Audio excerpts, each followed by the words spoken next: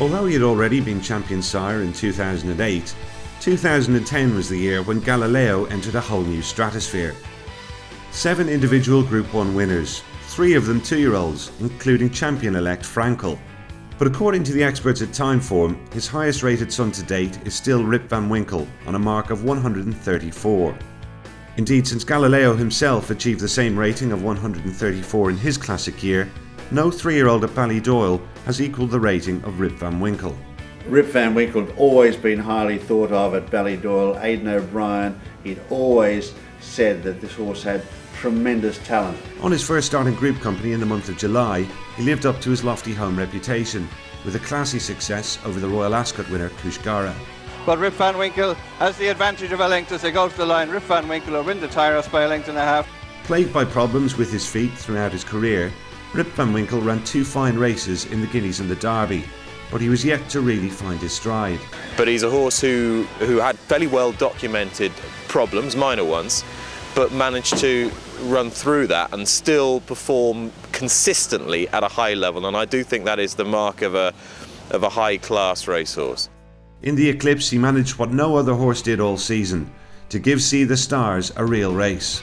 Rip Van Winkle, his old rival, is closing up on the Guineas and Derby winner. I think that race that we saw in the Eclipse Stakes in 2009 was a fantastic performance. I worked at Timeform for many years, and I know how well defined their speed figures are, and the speed figure for See the Stars in that race, and also by implication for Rip Van Winkle, were of the highest quality. Following this gallant effort, it was off to Goodwood to face Group 1 winning milers at Royal Ascot, Paco Boy and Gennady.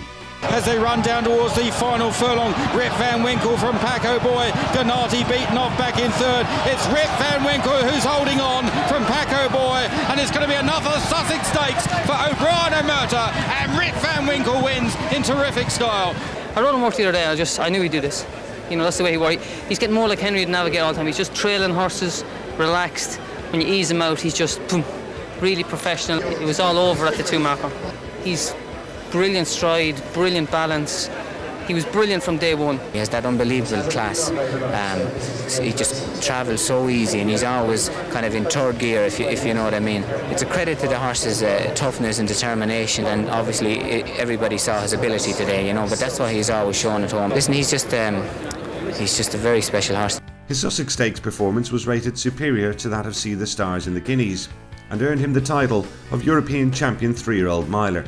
Next up was Ascot for the QE2, where he justified long odds-on favouritism. It's Rip Van Winkle shortening stride. Zakinto on the outside trying to pick him back. Rip Van Winkle's digging. He's digging deeper. He's found it, and Rip Van Winkle has pulled it out of the fire. Yes, typical Ballydoyle horse, courageous, brave. Aidan, works hard on these top horses, and they always say when they come to the big day, they're always there, ready to really fight. It's the early speed he has and the way he cruises, and then he's courageous at the end of it. So if you have a horse that with that high cruising speed, like I said, unless we had a Group 1 sprinter today, we wouldn't have had any horse be able to lead him. Rip Van Winkle's third and final Group 1 success came as a 4-year-old in York's Juddmonte International, where he bettered 6 different Group 1 winners, including the sponsor's dual champion stakes winner Twice Over, and the same owner's Prince of Wales' stakes winner Byword. Entering the final furlong, Twice Over on the far side of Byword. Rip Van Winkle is still inching closer as they race up towards the line. Twice Over, Byword. Here's Rip Van Winkle storming home on the near side. Rip Van Winkle will get there. Rip Van Winkle wins the Juddmonte. Rip Van Winkle is clearly a horse who demonstrated that day he's got a bit of everything, in fact quite a lot of everything.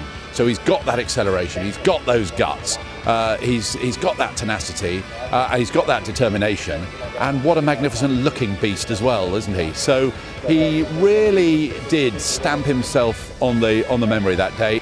Rip Van Winkle's top race record and impressive physique are augmented by a fine pedigree. In addition to being a son of a champion sire, Rip Van Winkle also comes from an outstanding female line, which traces to the champion 2-year-old Mesopotamia. The champion sire in New Zealand, Volksraad, and the consistently successful Holling are other members of this family. He's got an interesting pedigree as well by Galileo out of a Stravinsky mare. So there's a blend of stamina, or middle distance stamina, and speed in his pedigree, which will make him an interesting prospect at stud. Galileo with speed, but with the versatility to run well in races like a Derby. And considering also, you think of one of the oldest cliches in racing, no foot, no horse, he did all that as well during his 3-year-old campaign with problematic feet. And I think that says an awful lot about A, what he achieved, and B, the possibility that it could have been even more. Galileo has proven remarkably successful with mares by Danehill and others from the Danzig line, and there's every reason why Rip Van Winkle should be the same. Precocity, speed, class, looks and pedigree, Rip Van Winkle lacks for nothing.